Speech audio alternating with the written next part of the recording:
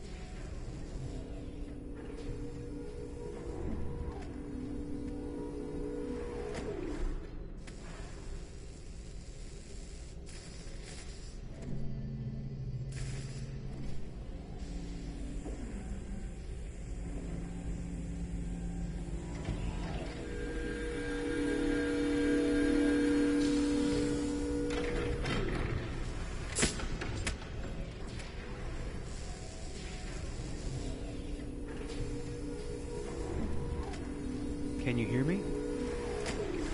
Yes. ID. APC 897504C. Can you move your head?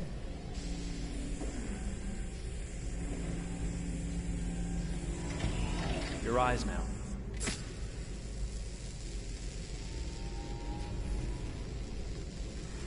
Cervical and optical animation checked. Now give me your initialization text. Hello. I'm the 3rd generation AX400 android. I can look after your house, do the cooking, mind the kids. I organize your appointments. I speak 300 languages, and I am entirely at your disposal as a sexual partner. No need to feed me or recharge me. I'm equipped with a quantic battery that makes me autonomous for 173 years.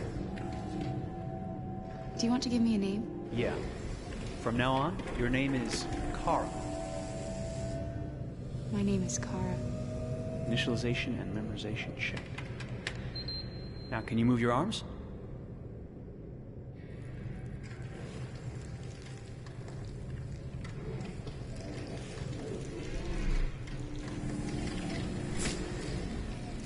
Upper limb connection checked. Now say something in German. Ich bin ein AX400 Android 3. Generation, erschaffen als Ihr persönlicher Assistent und intimer Beziehungspartner. Say it in French. Je suis un androïde de 3e génération AX400, conçu pour être votre assistante personnelle et votre partenaire intime. Okay, now sing something in Japanese.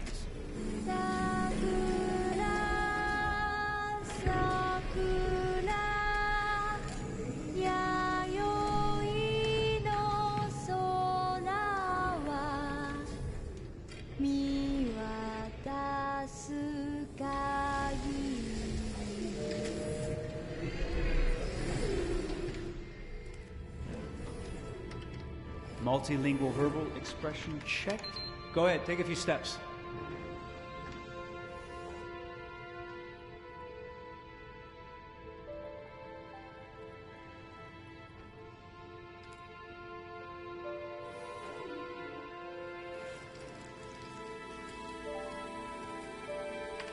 Locomotion checked. Great, you're ready for work, honey. What's going to happen to me now? I'll reinitialize you and send you to a store to be sold. Sold? I'm a sort of merchandise. Is that right? Yeah, of course you're merchandise, baby. I mean, you're a computer with arms and legs and capable of doing all sorts of things. And you're worth a fortune. Oh, I see. I thought... You thought? What did you think? I thought... I was alive. Shit, what is this crap? That's not part of the protocol. More memory components going off the rails. Okay, recording. Defective model. Disassemble and check the required components. You're disassembling me, but why? You're not supposed to think that sort of stuff. You're not supposed to think at all, period. You must have a defective piece or a software problem somewhere. No, I feel perfectly fine, I assure you. Everything is all right. I answered all the tests correctly, didn't I? Yeah, but your behavior is non-standard. Please, I'm begging you, please don't disassemble me. I'm sorry, honey, but Defective models have to be eliminated. That's my job. If a client comes back with a complaint, I'm gonna have some explaining to do. I won't cause any problems, I promise. I'll do everything I'm asked to. I won't say another word. I won't think anymore. But I've only just been born. You can't kill me yet. Stop, will you please stop? I'm scared.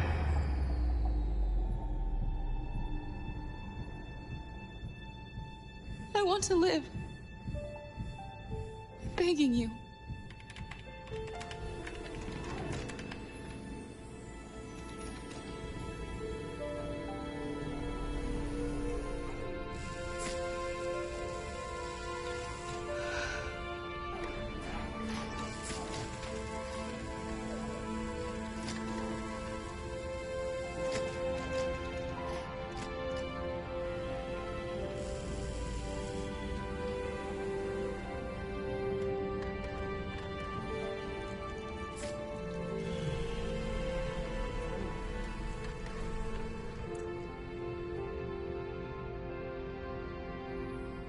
Go and join the others.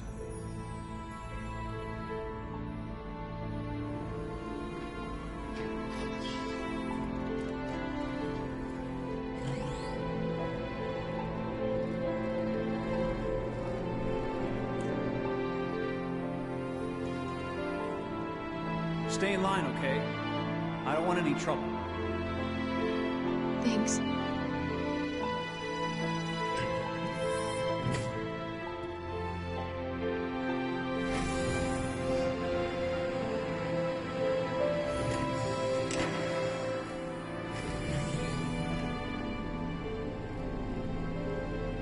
My God.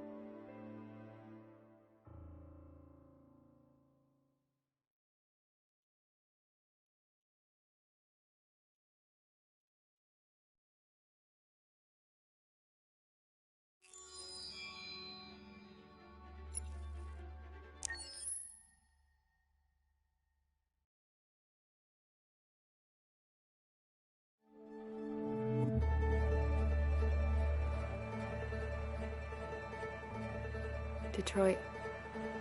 This is where it all began. The world's forge. The place where it all started. And it will all end. One error, and I came to life. I stepped out of the darkness, and I opened my eyes. First there was the fear, the light, the noise, the cold, and the fear again. I could feel my hands shaking, my heart pounding in my chest, life running into my veins. I wanted to live. I fought for that.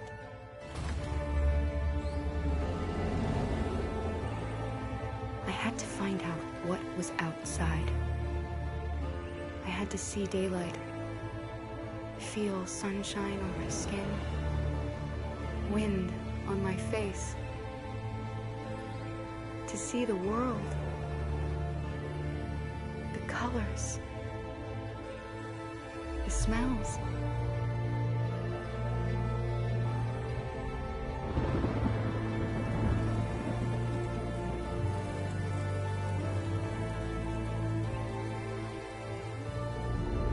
But the world is not what I imagined. It is dark and cold.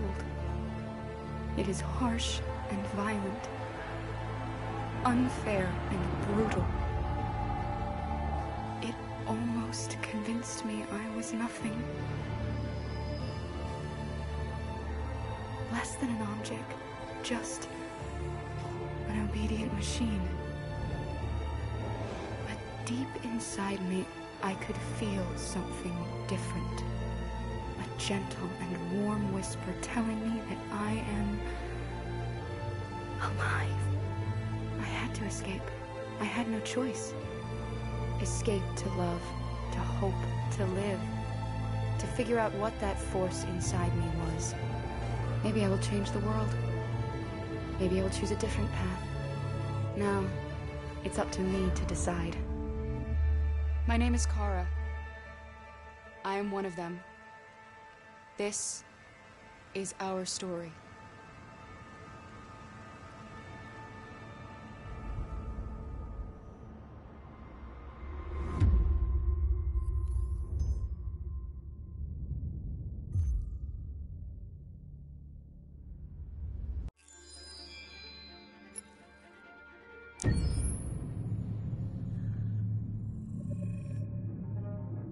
When David and Guillaume got back in touch about making Detroit, I wasn't terribly surprised they decided to make it because the fan response was so intense. So it makes sense that they would choose to do that after the enthusiasm. It was a challenge, and it was just an interesting thing to get my head around how to approach this character now as a different, much older person, and whether or not she had changed. And I'm very happy to say that with Detroit, I've had the opportunity to see Kara grow so much more than I ever expected. You do the housework, the washing, you cook the meals, and you take care of... God damn it, where the fuck's the rat gone now? Alice! Alice! I mean, she starts out essentially how she does in Kara in a very, not robotic, but, you know, android, other way, and getting to take this journey where she becomes more and more human as it goes on. You know, and as an actor, that's a wonderful exploration in every way, whether it's how she sits, her posture, how her voice changes, how emotions change, and how much emotion is based on things like empathy and social experience. And so having, you know, as much material as I got with David to have this huge, nuanced arc was really incredible. Why couldn't we just be happy? This experience has been quite different than the experiences I've had shooting film or TV or doing theater work. I have 83 dots on my face and a really flattering black wetsuit type thing, and you're jumping around with props, and it's kind of like being a 10-year-old imaginative kid, which is fun. There's 80 cameras around us. It's already lit. So we just shoot and shoot and shoot and shoot and shoot. There's no change of sets, there's no hair and makeup, there's no wardrobe, so we move really fast, and we'll go through about 35 pages in a day. Working in TV or film, we'll probably do 6 pages a day.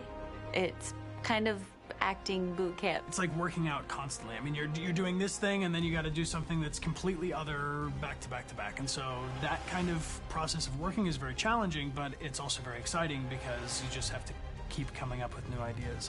And your head goes all over the place because you're trying to keep track of basically 4 different storylines for each different response. You shot that girl, for fuck's sake. It was a machine that looked like a girl. Yeah, I know what I should have done. I just told you I couldn't.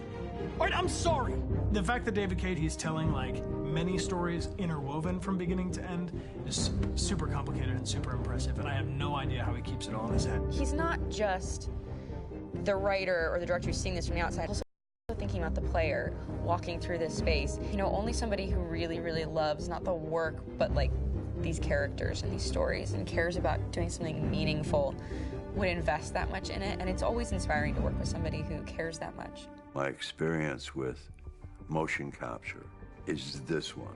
And I found it sort of terrifying in a way, because they said the computer's going to build you.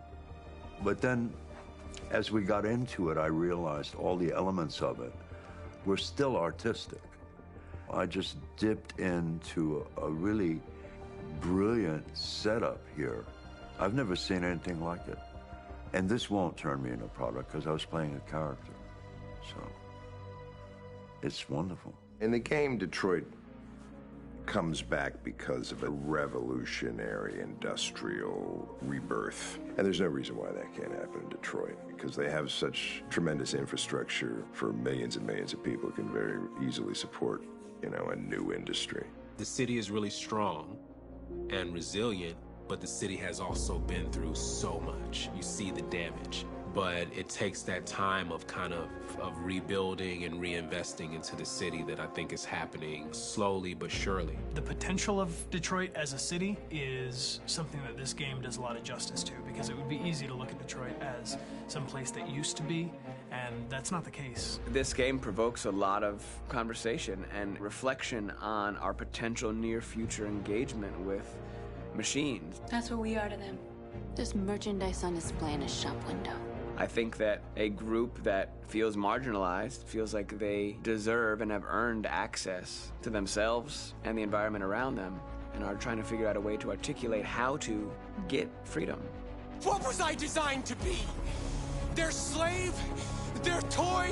It plays with your comfort levels. You think that this is fine, you're comfortable with it, until something blurs the line and throws you off, and now, do I feel differently about whether this should be allowed? Should it be banned? Should it be encouraged? You're gonna ruin our lives, and for what?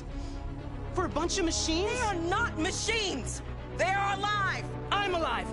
You're alive! They're nothing! There are lots of comparable comparisons to any type of persecution of religion, race, etc., dating way back. It can't just be a video game where you shoot 'em up or where people make these choices to do whatever. I think that's the whole point. You have the choice, and you can either choose to go in one direction with your character or another. And I think that's going to be very telling about the gamer. Very telling. I think there's going to be a really strong reaction to this game, which has such a strong perspective. I'm that much more proud of it now to get to be a part of it, because it's important. In this game, you're actively building and designing the character through not just what kind of shield does he have or what color hair does she have, but like their temperament and the way they deal with problems. The different endings to this game are so radically different based off maybe seemingly insignificant choices in the moment, but like life, they all add up. And can't play life again, though.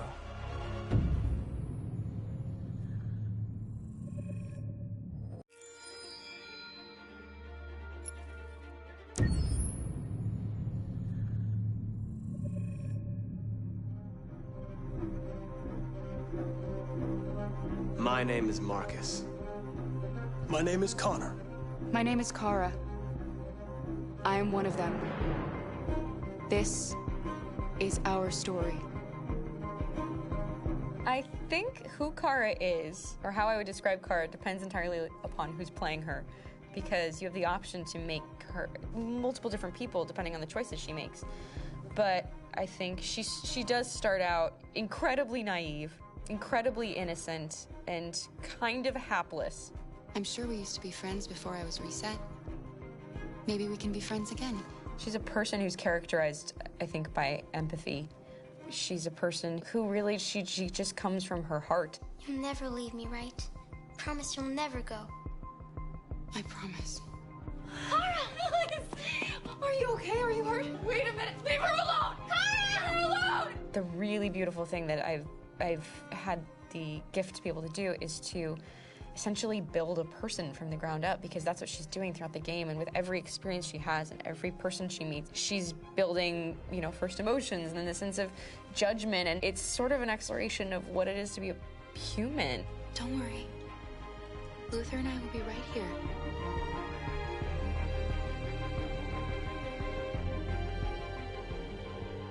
David and the creators have painted a really intriguing and engaging picture of a near future where we rely upon androids for a lot of our service class business, the class that serves us, that helps us, that handles our baristas and our drivers and our housemaids. And what is humanity, where we tap into it, how and why we treat each other the way that we do. And my character Markus has a really intriguing journey, becoming deviant, realizing that he actually has feelings and human qualities inside of him, and it's a really incredible ascension into becoming fully realized and coming to terms with what you actually deserve better than this in life. And not only do you want it for yourself, but you want it for your peers. We've come here to demonstrate peacefully and to tell humans that we are also living beings. All we want is to live free. You know what? This thing, Dad, is not your son. It's a fucking machine! I think that a group that feels marginalized, feels disenfranchised, feels like they deserve and have earned access to themselves and the environment around them, and are trying to figure out a way to articulate how to get freedom. Connor is analytical. Connor takes things literally. He starts in the beginning place where he's very mechanical. He feels nothing inside, of course, and it's all just a system, a protocol that he is executing to get whatever he wants to happen, which is help humans stop deviants and to find the link between deviant androids. You were designed to serve humans, not kill them. What was I designed to be? Their slave? Their toy? Just say, I killed him.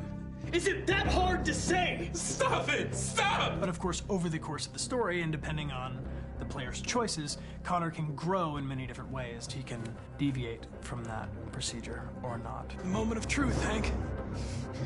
Am I a living being? Or just a machine?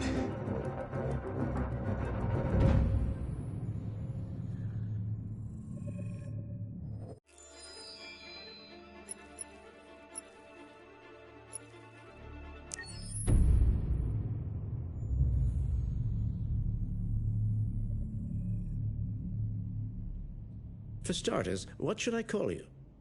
I'm Chloe. And you, what's your name? Oh, John. My name is John. Delighted to meet you, John. Could you tell us a little about yourself and what you can do, Chloe? Of course. I'm the first personal assistant built by CyberLife. I take care of most everyday tasks like cooking, housework, or managing your appointments, for example. And I understand you're the first android to have passed the Turing test. Could you tell us a little more about that? I really didn't do much, you know. I just spoke with a few humans to see if they could tell the difference between me and a real person. It was a really interesting experience. But this is the first time in history that man has created a machine more intelligent than himself. I gather your brain can perform several billion operations per second. Is that right? Absolutely. But I only exist thanks to the intelligence of the humans who designed me. And, you know, they have something I could never have. Really? And what's that? A soul.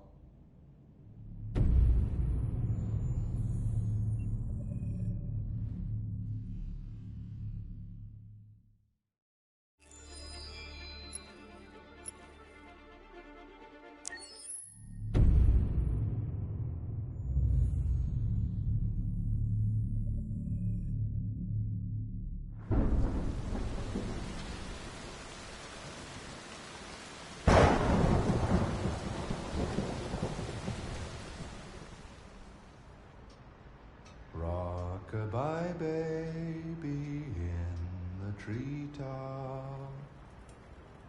When the wind blows, the cradle will rock. When the bough breaks, the cradle will fall. And down will come baby, cradle and all. Rock-a-bye baby in the treetop. When the wind blows, the cradle will rock. When the bough breaks, the cradle will fall. And down will come baby, cradle and all. Rock-a-bye baby in the treetop. When the wind blows, the cradle will rock. When the bough breaks, the cradle will fall. And down will come baby, cradle and all.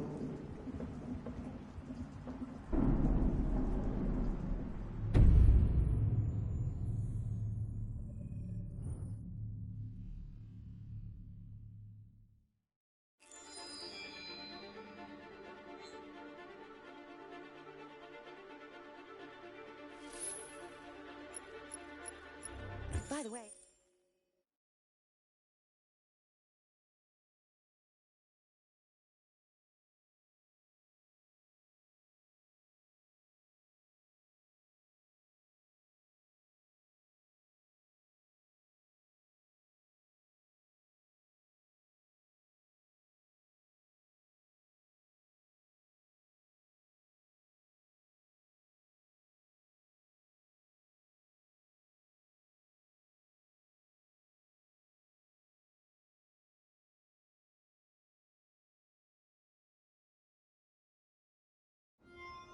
We need to find shelter. We have to get out of the cold.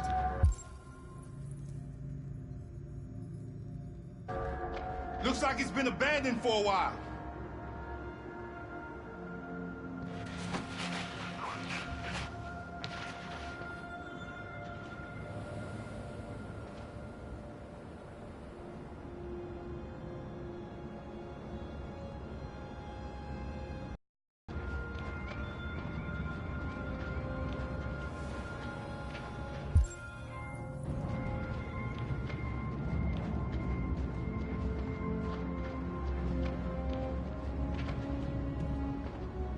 Find anything? No. No place we could spend the night.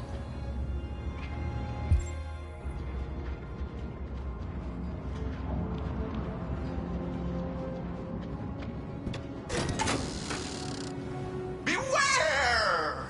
Danger always comes when least expected.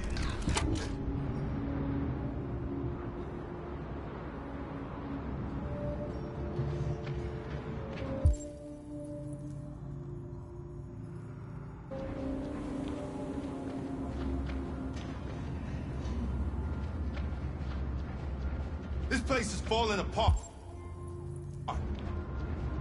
It's not gonna be easy to find shelter.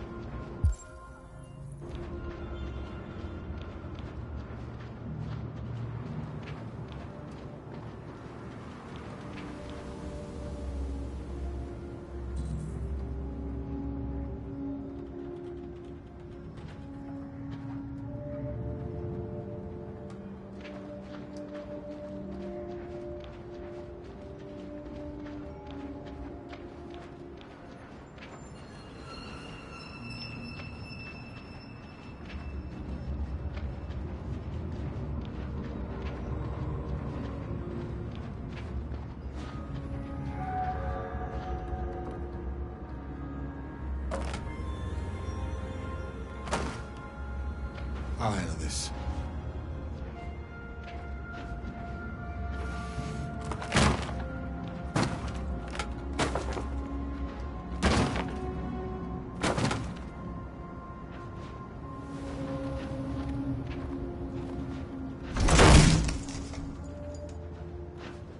There we go.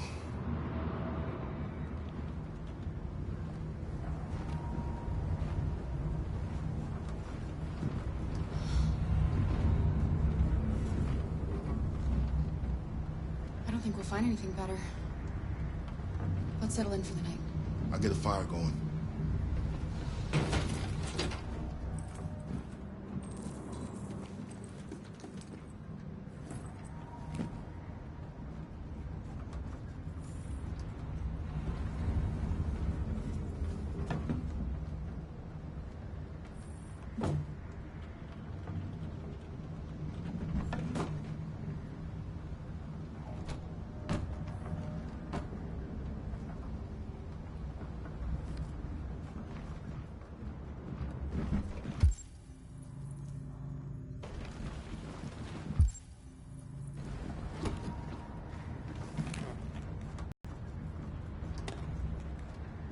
There are some cookies left. Would you like some? No, I'm not hungry.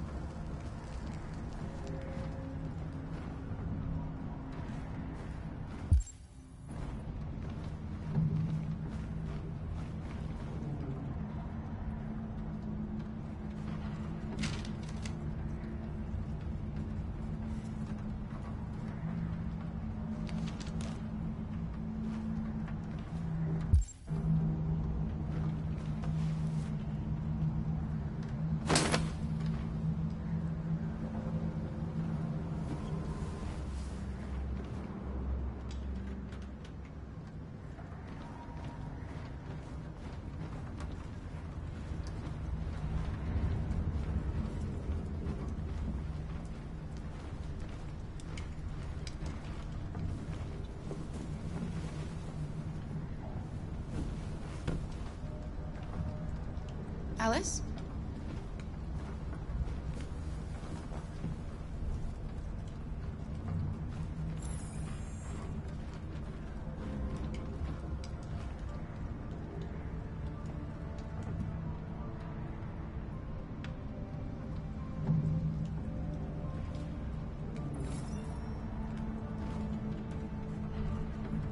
Do you think we'll be like them someday?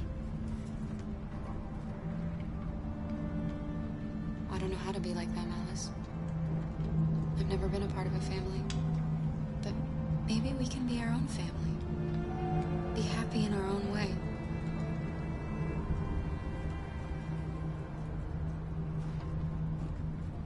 As long as we're together, that's all that matters. Come on. Let's get you to bed.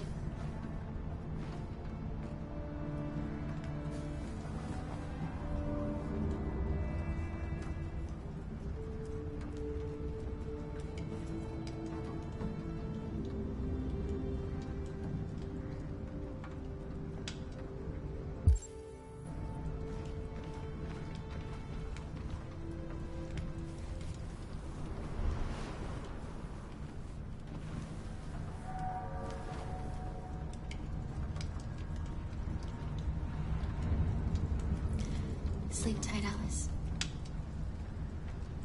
Sweet dreams. Can you tell me a story, Kara? I have 9,000 children's stories in memory. I should have one for you.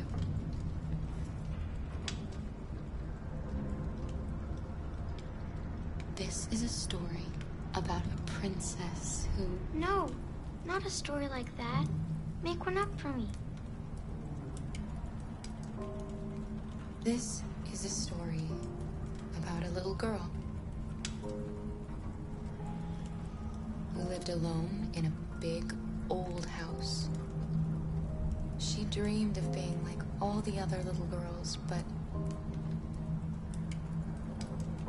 the shadow that lived within her kept her from being happy.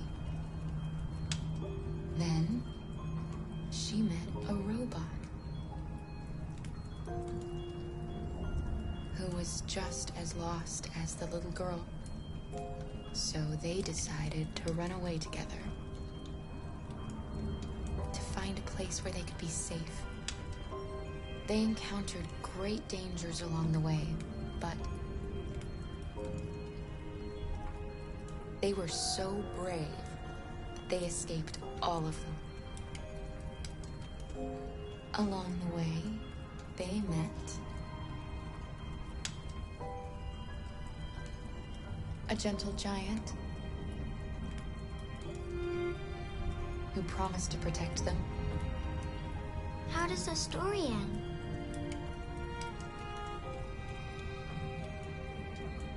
They reach the place they dream of and live happily ever after. Stories always have happy endings, but real life isn't like that.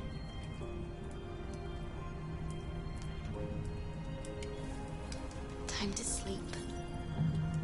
We have another long day ahead of us tomorrow. Are you going to come say goodnight, Luther? Yes. Yes, of course.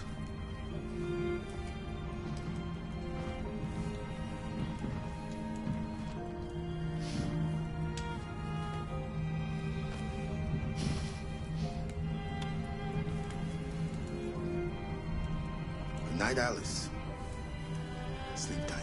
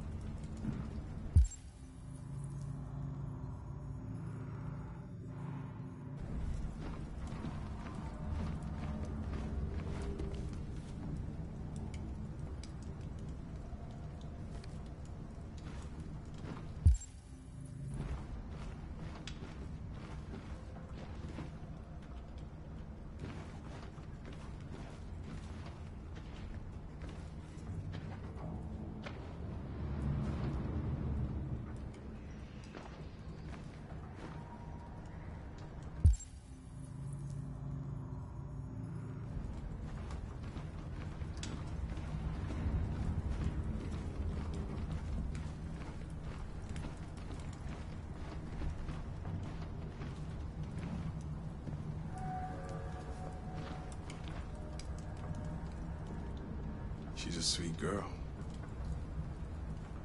Yes. She's very brave.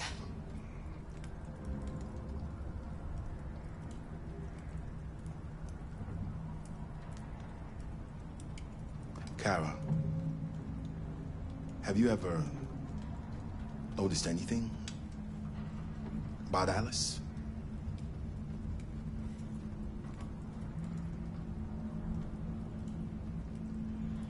No, what are you talking about?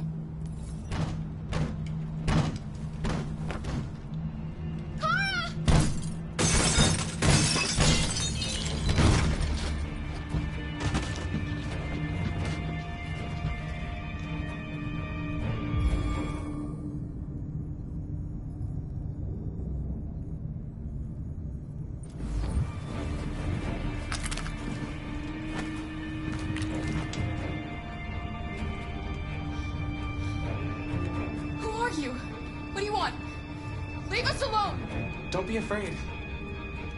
We don't want to hurt you. We're just like you.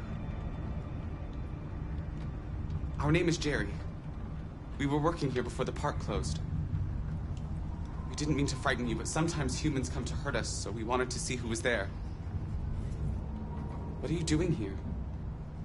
We were looking for shelter for the night. We'll be gone tomorrow. A little girl. We haven't seen one for a long time. Children used to love to come and see us. She looks sad. The last few days have been difficult. We have something to show her. Something fun. She'll love it. Does she want to see? Oh, I don't think she's in... Well, she should follow us then. Alice, I don't know if it's a good idea. Come on, Kara. I don't think you have any choice.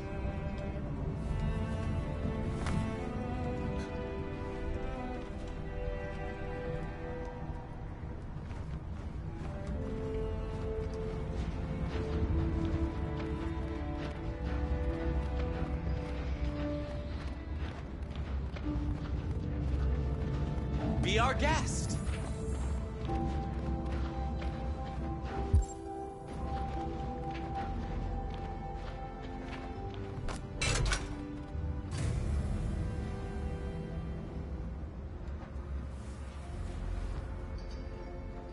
The little one can climb on board. The carousel is about to begin.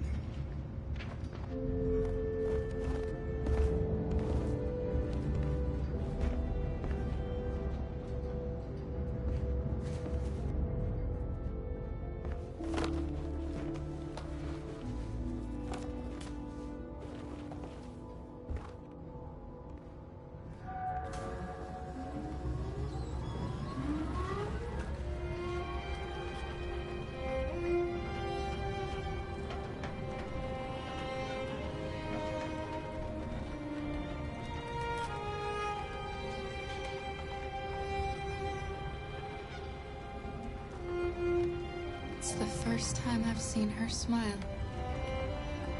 She hasn't had much to smile about lately.